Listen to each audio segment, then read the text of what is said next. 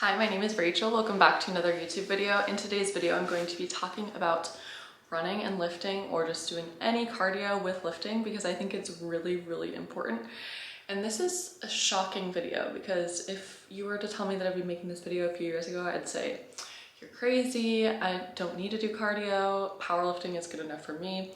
I'm doing my bodybuilding, I still have my high reps thrown in there, I don't need to run, but I think everyone should be doing some sort of cardio, so hopefully this can motivate you to do something cardiovascularly for your health. However serious or light you want to take it, I think it's really important that everyone does something. Just popping in real quick to say that I'm going to be overlaying some of the videos from my training week as I'm doing this running talk, and then at the very end of the video I'll talk about some specific updates with my training and competition prep. It's going really well. Off to a very conservative week one, but anyways, let's jump into the running talk. So before I got into running, I was still doing my 10,000 steps a day. I still did, pushing my high rep accessories like high rep split squats, getting exercise where I'm getting out of breath in the gym. So I still feel like my cardio base was okay before I started running, but nowhere near where it was. Before I was a powerlifter, I was an endurance athlete. I was a swimmer and I was a runner. And I did have one period when I was powerlifting and I was seriously cross-training, because in my early 20s I had to go to police academy before I was a teacher. So I was seriously running like 6 miles a day in academy, and then I was also lifting every day after academy. So that was about 7 months of doing that. And then since then I have not done pretty much any cardio. There was one competition prep in the summertime when I decided to cross-train swimming with powerlifting, but I was only swimming once a week and it was nothing crazy at all. But now currently, the past 4 months I have been running. I've been very slowly, gradually easing myself into it. So I started with just literally doing like some slow jogs while pushing my baby in the stroller and walking my dog. The motivation, the onset for this was I wanted to be able to motivate my dog to exercise, because she likes to protest her walks and she gets really excited when I start running. And also when I started getting my daughter used to the stroller, she did not like it. But then when I'd run, she'd be okay and she wouldn't cry anymore. She'd be like, oh, this is okay as long as you can go fast. So I started just randomly running. And I was like, you know what? Maybe I should actually start running. This is a good, energy release. It feels good. I know it's good for my body. I know it's healthy to be cardiovascularly healthy. So let me step this up a little bit. So then I just started running once a week, just slow, easing my stride into it. So one thing I will say when you're getting into running after not running for a long time is your body's going to hurt. So once I hit those first couple weeks of running, I was hurting everywhere. My ankles were hurting, my shins were hurting, everything in my lower leg, and then even like my glute hips were a little bit achy because it felt really unnatural. I hadn't ran in like a really long time. It had been probably 5 years since I had even done a single run when I started running again. So of course your body is not going to feel good when you first get into it, but I had to keep telling myself, like, just keep pushing through. I started to work my calves a little bit to work on the ankle mobility. And over time, it started to feel better. So once you're getting into running after not running for a long time, you're gonna feel achy and it's gonna be painful, and you're gonna be like, I don't think I should be doing this. And you're gonna stop running and you're gonna lose the adaptation, and then you're gonna have to go through that cycle over and over again. So even though I'm in competition prep now, I'm currently 8 weeks out tomorrow, I'll be exactly 8 weeks out, I still am running. So what I'm doing now is very easy, breezy, basically just making sure that I don't lose the adaptation of running. So I'm on my Saturday primary squat day and on my Tuesday deadlift day, I'm running after my workout. So on Saturday after my workout, I do a 2 mile moderate jog on the trail outside. Feels really good. I don't worry about my pace. I just stride it out. I'm going at about probably 7.5 to 8.5 minute pace, depending on the day. I'm not doing anything crazy. And then on my deadlift day on Tuesdays, I do a mile where I build. So I start at an 8:30 pace and then I work myself down to a little bit under a 7-minute pace by the end of the mile. So I just kind of use it as like a warm up into, at the end, I'm going faster to where I would like to be if I'm not in competition prep, pushing that out for hopefully 3 miles at a time. I would like to do a 5K eventually after I get through this competition prep. But basically I'm just trying to make sure that I'm getting some sort of a cardiovascular adaptation without pushing myself too hard and without putting a tax on my training to where it's going to hit my strength. Especially right now, my priority is not running. My priority is getting prepared for my powerlifting competition. So what I would recommend doing if you are very, very, very brand new to running, I'm just gonna try to give you some easy tips. And I would also say that I have had some motivation from some other videos that I've watched. I'll give a shout out to Alan Thrall, Untamed Strength. He's made a lot of really good running and lifting videos. Definitely check out his videos. And also Alessandra, I don't know what her last name is, I'm forgetting it, but she has a podcast called The Fitness League, and she does a lot of really good podcasts about running and lifting. So those have been some of my sources of inspiration for getting into running. And like I said, I just started running randomly to motivate my dog and my daughter to enjoy walks. And I still sometimes do some of those random jogs, even though they are doing good with the stroller walks now, both of them. But anyways, some tips that I would like to give if you are a powerlifter, if you're a lifter and you're getting into running. So I used to be a serious runner, but now I do not consider myself a serious runner, but I am getting a cardio benefit. I am still running. I'm still getting that adaptation. And what I would say is, number one, your motivation. For me, my motivation to run is not very high. I'm not like, oh, I cannot wait to run. I don't think about, like, for me, it's a rest day right now, and I'm like, oh, I can't wait for tomorrow. It's my primary squat day, but I'm not like, I can't wait for tomorrow. I get to run. Maybe I'll get there eventually, but right now that's not me. So motivation, I will say, if you get the urge to run, just do it. At the beginning, anytime it was raining, I would get the urge to run. So I said, okay, I'm just gonna do it. Because if I thought about it for a second, then I'd be like, nah, you know what? I'm good. I'm just chilling. I'll just hang out with my daughter. I'll stay home.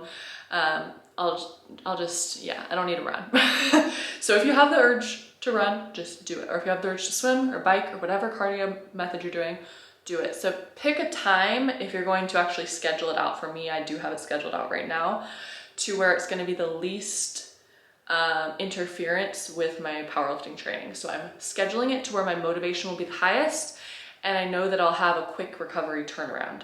So I know my motivation will be high after I finish a squat workout or after I finish a heavy deadlift workout, because I just finished all that, my adrenaline's high, and now I'm like, okay, let me just stride it out, let me do a little bit of running. So find a time when your motivation's high. And then second tip that I kind of already mentioned was find a time that's going to be least interference with your training. So at first it might interfere with your training a little bit because you're getting that adaptation. At the beginning, my body was really aching and everything in me was saying, just stop running. It's not gonna help your training. You're gonna just get weaker, but now it's not affecting my training at all. I'm literally only doing 3 miles a week right now. That is not, that is not insane. That is literally so easy. And it's very little interference with my training, if any, even at all.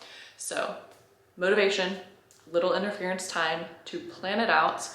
And then 3, remember that compared to all of the time that you're putting into your workouts, my powerlifting workouts, they take like 90 minutes, sometimes 2 hours to get done. And that is a long time commitment.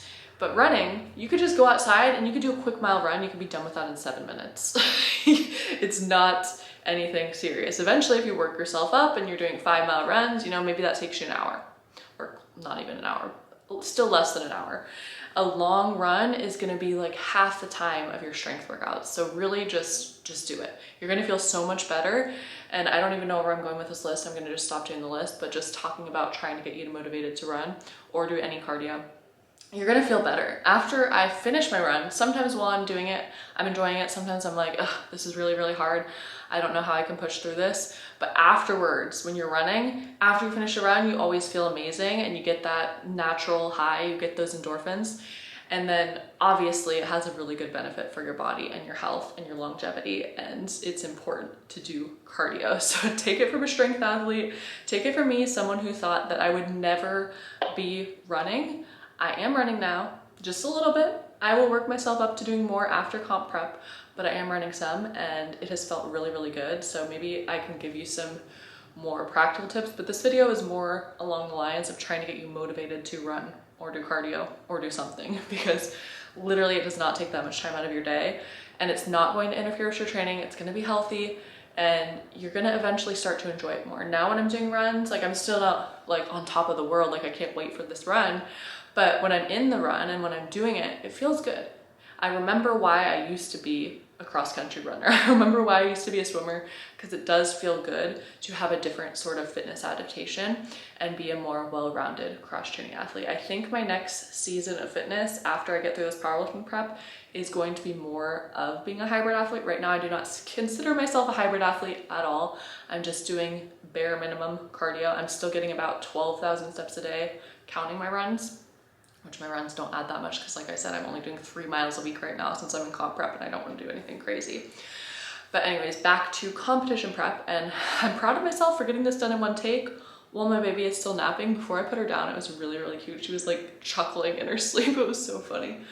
But anyways, just talking about my last training week. I'm sorry, I had to pause the video for a second because I forgot where I left off in last week's video with my training. So from this video, I overlaid videos from 9 weeks out to 8 weeks out, and I started a new training block. So this is the light baseline week. It felt really good because the previous week I was doing, honestly, not super, super heavy weights, but still by week 4, you're worked up to the heaviest weights. And then by week 1, you go back down and you get to have a nice, solid, easy baseline. And I feel like I was very honest with myself for this week 1. Sometimes in week 1, I'm overly ambitious and then it kind of bites myself in the foot when I'm trying to progress week to week to week, which kind of happened last block where my week 4 wasn't as impressive as it should have been. So I started off with some light work on squat, bench, and deadlift. I had a pause single on squats at 215 pounds. I ended the last block with 225 paused, and then I also had 3 reps at 215, which moved really smooth. And I was proud of myself for staying true to the RPE6. And then on bench, I started with 140 pounds for singles, and I'm hoping that by the end of the block, I can get up to at least 150, if not 155 on bench. For squat, I'm hoping 230 paused and then 230 for a couple reps, maybe. And then on deadlift, I started with 3 reps at 305 pounds, kind of taking a break from singles because it was kind of mentally stressing me out. I feel like I need a little bit more volume before I'm ready to peak my deadlifts. My deadlifts usually peak really well, so I don't need to practice a lot of singles because it comes down to mindset and aggression for deadlift for me versus squat and bench. I really need a lot of practice with singles before I go into the competition prep, especially because on bench especially, I have had the most dramatic changes with my technique since my last competition prep, and squat just always feels really weird for me with going heavy on singles. So anyways, that is the video, my random spiel on trying to convince you to do your cardio at least once a week, or at least bare minimum. If you're not doing any steps, get out and do some steps. I've been talking about that in videos for years. But anyways, that is all for this week, recapping my competition prep and newly found somewhat interest in running. Let me know if there's any other fitness topics you want me to discuss in future videos. Thank you so much for watching, and I'll see you next week for another video. Bye.